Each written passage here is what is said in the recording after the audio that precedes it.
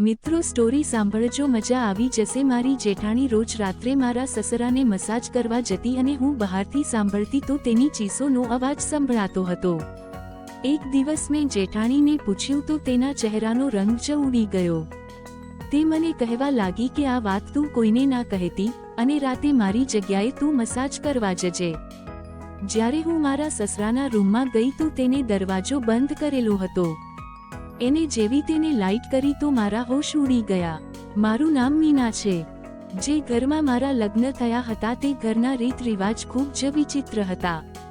અહીંયા એવા કામ પણ કરવા પડતા કે જે આપણી સમજની બહાર હોય। મારા સાસરિયામાં મારી એક કે જેઠાણી, સસરા અને મારા પતિ આટલા જ રહેતા હતા। મારા જેઠ તો બહારના દેશમાં રહેતા હતા।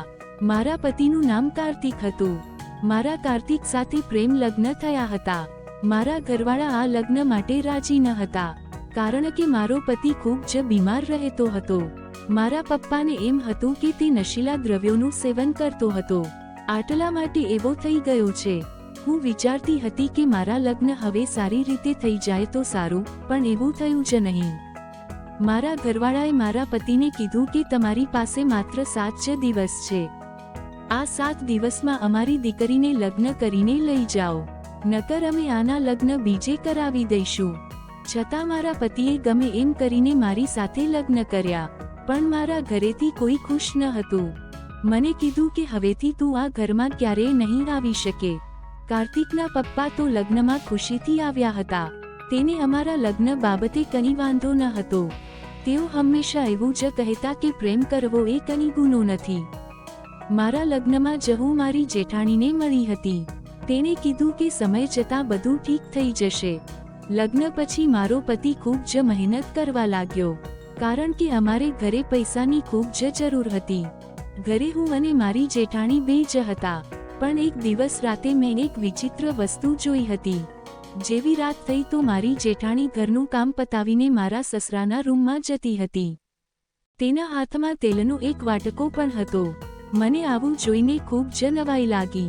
તે દરવાજો બંધ કરીને અંદર જતી રહી। હું વિચારમાં પડી ગઈ હતી। પછી તે રૂમમાંથી પાછી ન આવી। થોડા સમય પછી મારો પતિ કામથી આવ્યો। મેં તેનું ખાવાનું ગરમ કર્યું, પછી અમે બંનેએ સાથે ખાવાનું ખાધું, પણ તે મારી જેઠાણી હજી મારા સસરાના રૂમમાંથી બહાર નહોતી આવી। પછી હું સૂઈ ગઈ હતી। પછી સવારે મારી જેઠાણી, જેનું નામ નીતા હતું, મેં તેને પૂછ્યું કે તમે રાત્રે કેમ આટલી મોડી રાત સુધી જાગતા હતા?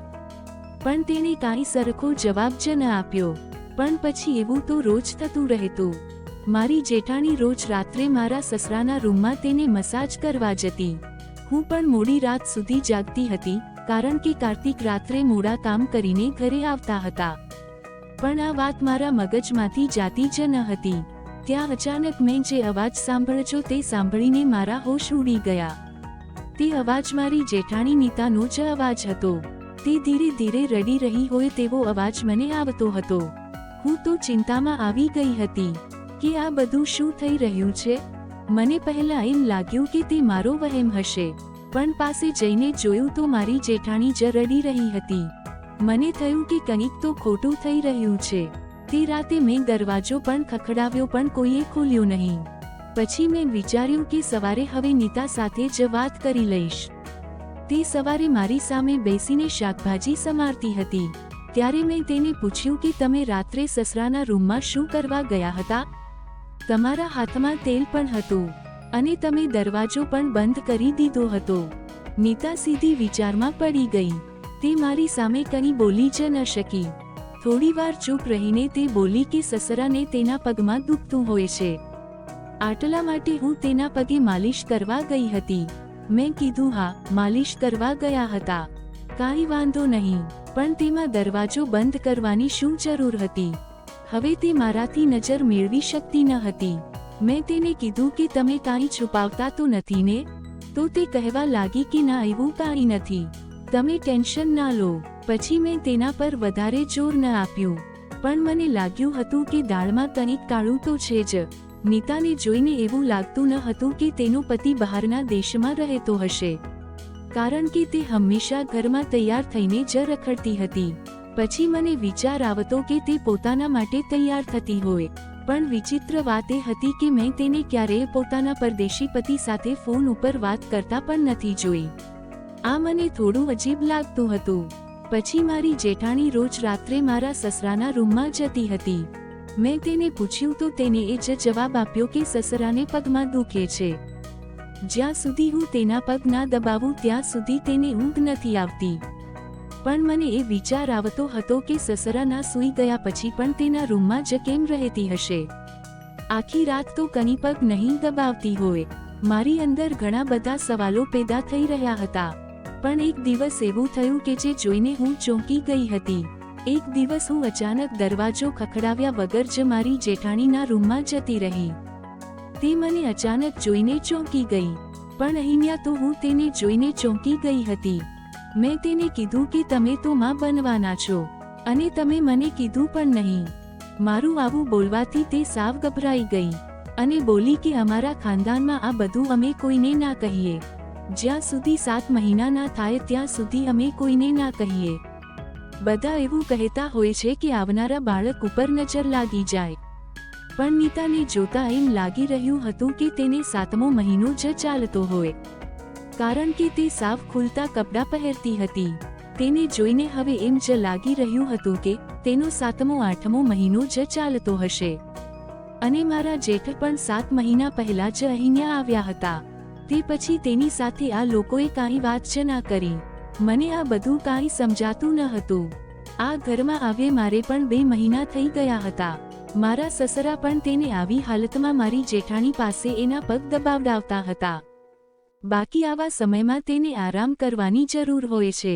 પછી એક દિવસ અમે બધા સાથે જમતા હતા. મેં મારી જેઠાણી નીતાને કીધું કે તમારી માટે મેં એક સ્પેશિયલ વસ્તુ બનાવી છે. તમારે અત્યારે આની જરૂર છે.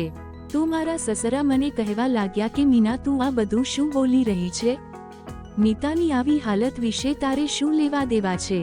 મેં તેને કીધું કે તમે પ્રેગ્નેન્ટ છો, આટલા માટે હું કહું છું. તો તેણે કીધું કે તને કોણે કીધું કે હું પ્રેગ્નેન્ટ છું? મારા પતિ હજી મને મળ્યા જ નથી. મારી જેઠાણીને મોઢેથી આવું સાંભળીને મારા પગ નીચેથી જમીન સરકી ગઈ. તે જાણી જોઈને આવું ખોટું બોલી રહી હતી. મારા સસરાના ચહેરાનો રંગ પણ બદલાઈ ગયો હતો. તેને કીધું મીના તારી કંઈક ભૂલ થતી હશે. બાકી એવી કાંઈ વાત નથી. પણ મેં મારી આંખોથી જોયું હતું કે મારી જેઠાણી નીતા પ્રેગ્નેન્ટ જ છે. તે હંમેશા ઉદાસ જ રહેતી હતી. પછી મારા સસરાએ કીધું કે નીતા તારે તારા પિયરમાં જવું હતું ને, તો તું તૈયાર થઈ જા, હું તને ત્યાં મૂકી જાઉં. મારા જેઠ તો ઘરે હતા જ નહીં. એટલે નીતા ભાભીને કંઈક જવું હોય તો મારા સસરા જ તેને મૂકવા જતા. મારા સસરાની આવી વાત સાંભળીને મારી જેઠાણી ડરવા લાગી. તે આવી નજરે મારી સામું જોઈ રહી હતી. મને થયું કે આ દાળમાં કંઈક તો કાળું છે જ. હું ગમે તેમ કરીને આ રાજ જાણીને જ રહીશ કે આ બધું શું ચાલી રહ્યું છે. પછી મારા સસરા પણ મારી જેઠાણીને લઈને તેને પિયર મૂકવા ચાલ્યા ગયા. મારા પતિ કાર્તિક પણ ઓફિસે જતા રહ્યા અને હું રહી ઘરે એકલી. પછી સાંજે મારી જેઠાણી નીતા પાછી ઘરે આવી તો તેને જોઈને મને લાગ્યું કે તે બહુ રડી હશે. તેની આંખ અને ગાલ પણ સોચેલા હતા. મેં તેને પૂછ્યું તો તેને કંઈ જવાબ જ ન આપ્યો. પછી મેં કાંઈ વધુ સવાલ ન કર્યા. મેં તેને કીધું કે તમે તમારા રૂમમાં જઈને આરામ કરો, હું ઘરનું કામ જોઈ લઈશ. મને થયું કે હવે આ રાજ તો મારે જાણીને જ રહેવું પડશે. થોડી વાર પછી મેં જોયું કે મારી જેઠાણી નીતા સૂઈ ગઈ હતી. મેં તેના રૂમનો દરવાજો બહારથી લોક કરી દીધો. મેં વિચાર્યું કે આજે નીતાની જગ્યાએ આજે હું તેલનો કટોરો લઈને સસરાના રૂમમાં જઈશ. કારણ કે મારી પાસે બીજો કોઈ રસ્તો જ ન હતો. મને ડર પણ લાગી રહ્યો હતો કે કંઈક બીજું ના ઊભું થાય તો સારું. પછી મેં મારી જેઠાણીના કપડાં પહેરી લીધા અને મારા સસરાના રૂમમાં ગઈ તો ત્યાં નાની લાઇટ ચાલુ હતી. અંદર જઈને મેં દરવાજો બંધ કરવાનું નાટક કર્યું. કારણ કે મારી જેઠાણી પણ રૂમની અંદર જઈને દરવાજો અંદરથી બંધ કરી દેતી હતી. પણ મેં તો દરવાજો ખુલ્લો જ રાખ્યો હતો. પછી હું મારા સસરાના બેડ પાસે ગઈ. ત્યાં તરત જ એણે મારો હાથ પકડી લીધો. તેને આટલો જોરથી હાથ પકડ્યો કે મને કંઈક થવા લાગ્યો. છતાં મેં સહન કરી લીધું. પછી મારા સસરાએ મારો હાથ મરડીને કીધું કે નીતા, જો તારે આ ઘરમાં રહેવું હોય ને તો તારું મોઢું ના ખોલતી અને કોઈને ખબર ન પડવી જોઈએ કે તું મારી પત્ની છો. જો કોઈકને ખબર પડશે કે તારા પેટમાં જે બાળક છે તે મારું છે તો હું તારો એવો હાલ કરીશ કે જેવો મેં બપોરે કર્યો હતો. આવું કહીને મારા સસરાએ મને જોરથી ધક્કો માર્યો. મારી પાસે આ એક જ મોકો હતો એટલે હું ત્યાંથી ભાગીને મારા રૂમમાં આવી ગઈ. પાછળથી મારા સસરા નીતા કરીને બૂમો પાડતા રહી ગયા. મારા સસરાનું આવું રૂપ જોઈને હું પણ ડરી ગઈ હતી. પણ આ ઘરમાં જે કંઈ થઈ રહ્યું હતું તે ખૂબ જ ખોટું થઈ રહ્યું હતું. અર્થાત હું જેને મારી જેઠાણી સમજતી હતી તે તો મારી સાસુ નીકળી હતી. આ બંનેની ઉંમરમાં પણ ફરક હતો, પણ મારી સાસુ ઉપર હવે આ અત્યાચાર થતો હતો જેને હું જોઈ શકતી જ ન હતી. મારે આજે દૂધનું દૂધ અને પાણીનું પાણી કરી નાખવું હતું. હું સીધી મારા પતિ કાર્તિકને ઉઠાડવા ગઈ તે મને જોઈને બોલ્યા કે મીના, શું થયું છે તને? પછી હું તેનો હાથ પકડીને મારી સાસુ નીતાના રૂમમાં લઈ ગઈ. તે સૂઈ રહી હતી. મેં તેને જગાડી અને સીધી તેને મારા સસરાના રૂમમાં લઈ ગઈ. કાર્તિક અને નીતા મને જ જોઈ રહ્યા હતા. સસરાના રૂમમાં જઈને મેં લાઇટ ચાલુ કરી. તે અમને ત્રણને જોઈને ચોંકી ગયા. એમ કહેવા લાગ્યા કે તમે ત્રણેય મારા રૂમમાં કેમ આવ્યા? મેં કીધું, પપ્પાજી, હવે આ બધા નાટક બંધ કરો. મને તમારી બધી હકીકત ખબર પડી ગઈ છે. હું તમને એક સારા માણસ સમજતી હતી અને તમે સાવ આવા નીકળ્યા. મારા સસરા મને કહેવા લાગ્યા, બેટા, આ તું શું બોલી રહી છે? પછી મેં મારી જેઠાણીને આગળ લાવીને કીધું, હવે બોલો. મેં કીધું, આ તો મારી જેઠાણી હતી ને? તો સાસુ કઈ રીતે? મારા મોઢેથી આવું સાંભળીને મારા સસરા, કાર્તિક અને નીતાનો ચહેરોનો રંગ બદલાઈ ગયો.